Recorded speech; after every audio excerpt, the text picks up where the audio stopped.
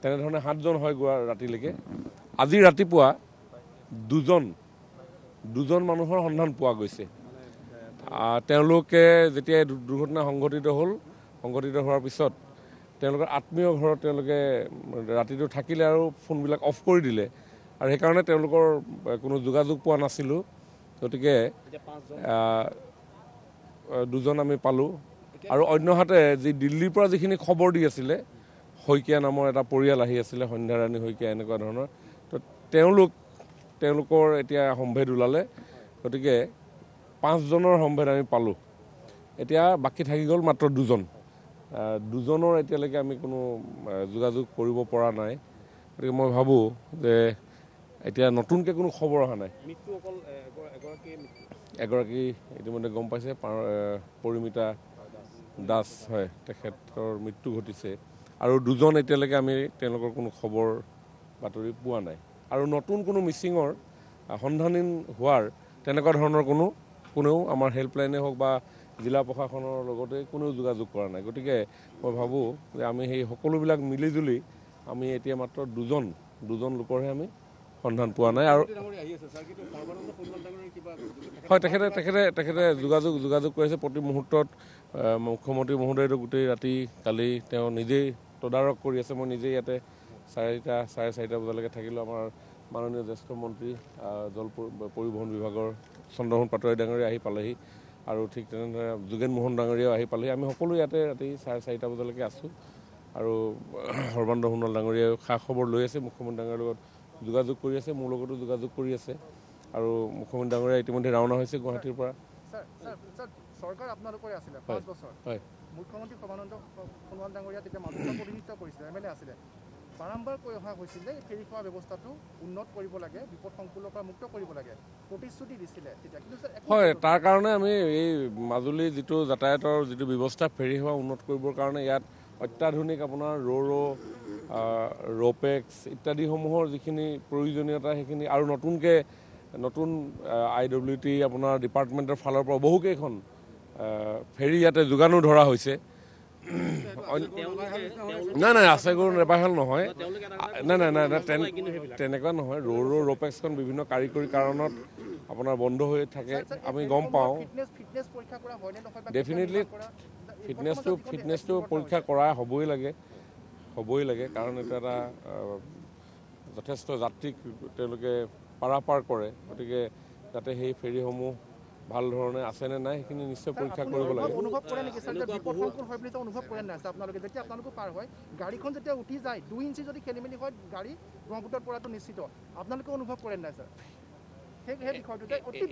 এই যাত্ৰাটো এনেকেই চলে? আজি ঘটনাটো দুৰ্ভাগ্যজনক, সেইডোখৰলৈকে ঠিকেই আছে। এইটো হ'ব নালাগে, সেইডোখৰলৈকে ঠিকেই আছে। চৰকাৰ হিচাপে ইয়াতে আপোনাৰ ফেৰী সেৱা আৰম্ভ কৰিছে, সেইটোও সঁচা। তাৰপিছত আপোনাৰ ৰ'পেক্সৰ ইয়াতে ব্যৱস্থা কৰা হৈছে, সেইটোও সঁচা। অন্যহাতে IWT আপোনাৰ ডিপাৰ্টমেণ্টৰ ফালৰ পৰা যোৱা দিনবিলাকত বহুকেইখন, মই নিজেও দুধনত আছোঁ, ডাঙৰ মাৰণাও কেইবাখনো দিয়া হৈছে, নাই দিয়া জানো? সেইখিনিও সঁচা। আৰু এইফালেদি এনেধৰণে যাতায়াতে কৰি থাকে আৰু সহজভাৱেই কৰি আছে। কালি এইটো দুৰ্ঘটনা, এইটো হ'ব নালাগে। আৰু তাৰ কাৰণে বিভাগৰ কিছু অলপ চলপটো গাফিলতি আছে।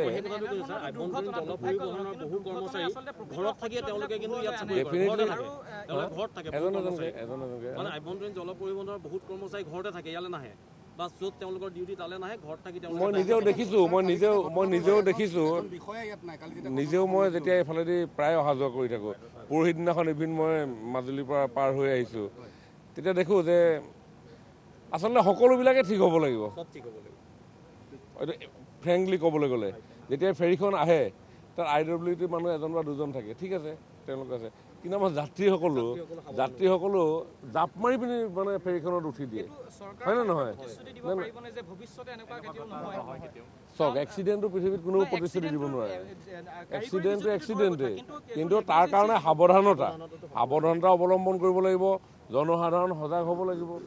আৰু এই যে আপুনি দেখিছে, আপোনালোকেতো যায় মাজুলী ন, জাপ মাৰি দিয়ে নিদিয়ে বাৰু?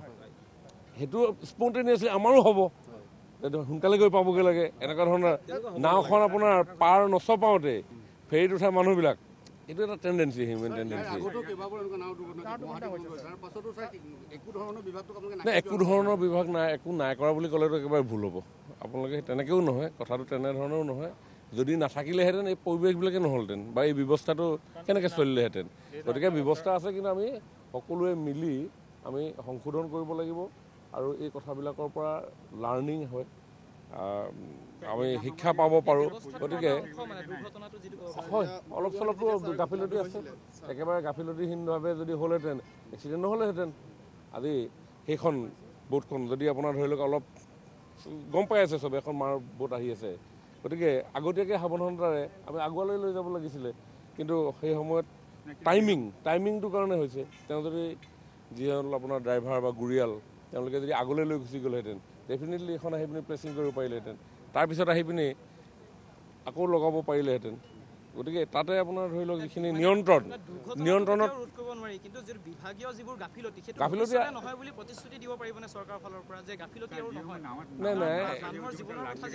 নাই, প্ৰতিশ্ৰুতিৰ কাৰণে নহয়। এইটো প্ৰতিশ্ৰুতি দি পিনি আপোনাৰ ধৰি লওক কাইলৈ আকৌ হ'ল, এইটো প্ৰতিশ্ৰুতি কিবা লাভ আছে নেকি? আমি চাব লাগিব যাতে কোনো কাৰণত এইটো নহয়, তাৰ কাৰণে প্ৰতিশ্ৰুতি নহয়, কাম কৰিব লাগিব আৰু যাতে সকলোৱে সেই গোটেই যাত্ৰাটো নিৰাপদ যাত্ৰা হয়, তাৰ কাৰণে আমাৰ বিভাগ আৰু আপোনাৰ জনসাধাৰণ সকলো সহযোগিতাৰে কাম কৰিব লাগিব।